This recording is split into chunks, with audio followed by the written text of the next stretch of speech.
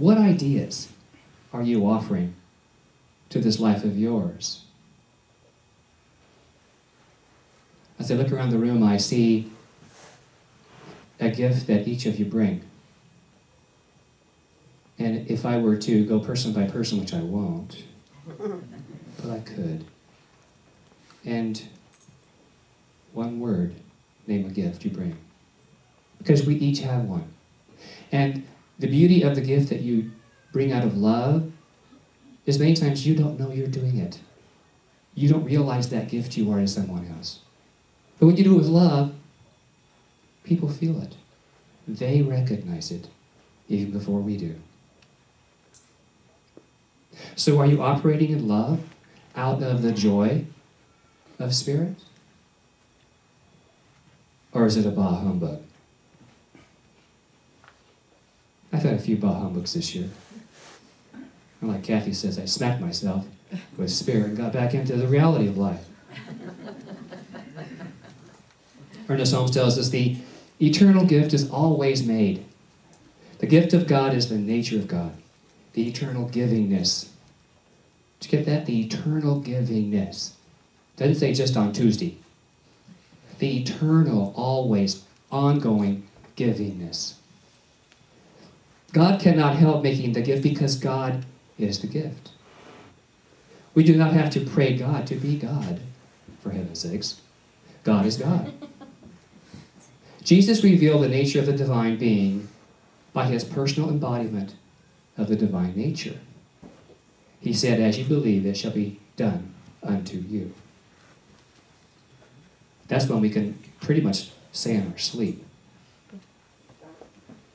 How many believe it all the time? So the eternal gift of spirit is within. It is love. It is peace. It is joy. And you can add your own personal adjectives to your list. Today we pause to remember the prevailing truth of life in the midst of the events in Newtown, Connecticut. Now, there are actions by many in the world that might for a moment tend to rattle our faith. But what I know is to allow the truth of love and faith and compassion to this very emotional time. And this may show up as tears, as sadness, anger, and confusion. Because as one in consciousness, we are not immune to the intense emotion. We feel it. We sense it.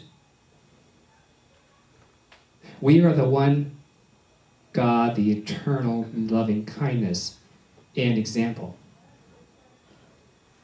And when so many souls are released in this manner, there is a sense of loss.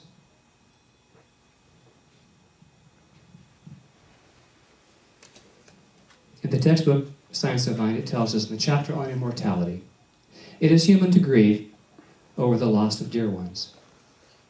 We love them and cannot help missing them.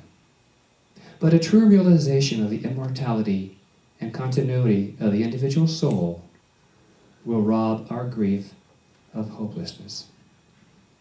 We shall realize that they are in God's keeping and that they are safe. We shall know that loving friends have met them and that their life still flows on with the currents of eternity. We shall feel that we have not lost them. They have only gone before. So we shall view eternity from the higher standpoint as a continuity of time, forever and ever expanding, until time as we now experience it shall be no more. And realizing this, we shall see in everyone, a budding genius, a becoming God, an unfolding soul, an eternal destiny. You know, I believe that time heals all wounds, adjusts every condition, and explains the facts. And so now, in closing, I would like to invite you to close your eyes And with love, wrap your arms around yourselves. Envelop yourself in your loving consciousness, in your ideas of perfection. Embrace your very soul with peace and the truth of eternal expansion. And know this for yourself and all who are grieving, that we are born of eternal day, and the spiritual sun shall never set upon the glory of the soul. For it is the coming forth of God into self-expression.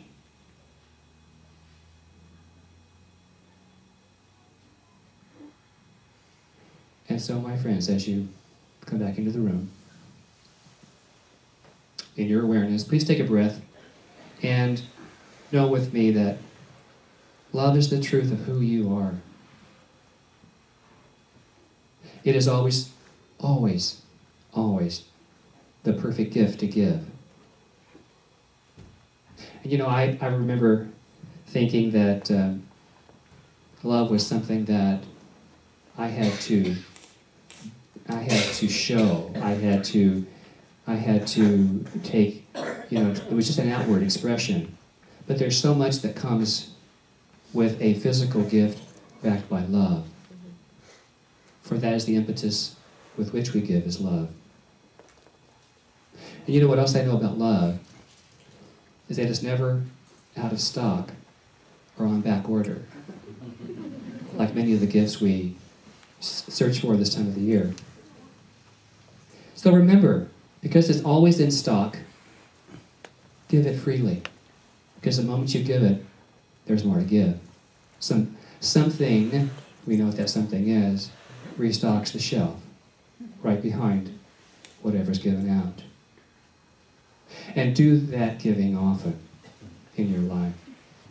Don't know how many times I watched television and got emotional with their parents that said, in Connecticut, that said, never miss the chance to tell your children you love them, and to hug them, and to squeeze them, and whatever, and to tell your friends and your family, I love you. You know why that is? Because love is always the perfect wrap. Always the perfect wrap. And so it is. And so it is.